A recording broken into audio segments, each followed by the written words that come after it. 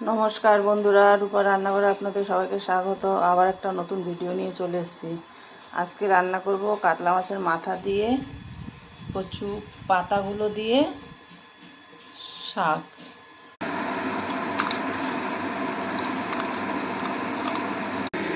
এখানে কড়াইতে তেল দিয়ে দিয়েছি, মাছের মাথাগুলো ভালো করে ভেজে নেব।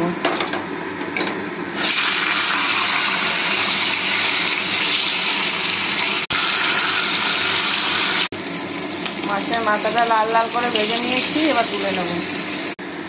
ফোড়নে দিয়ে দেবো শুকনো লঙ্কা, কালো জিরা, এখানে লঙ্কা, পেঁয়াজ, রসুন।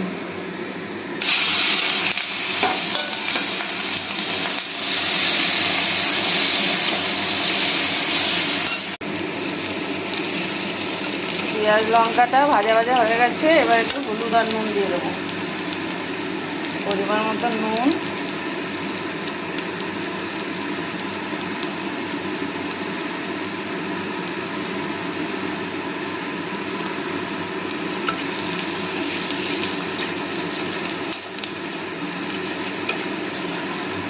ভাজা ভাজা হয়ে গেছে, এবার কচুর শাকটা দিয়ে দেবো।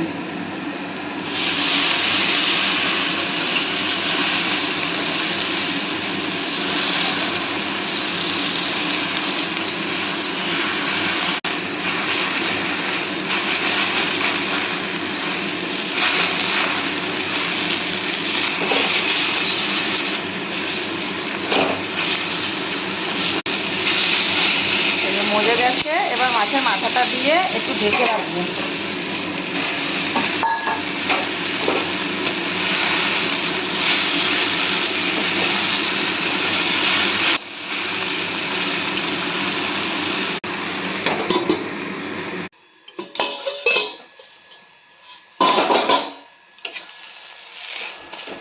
দেখুন হয়ে এসছে প্রায়।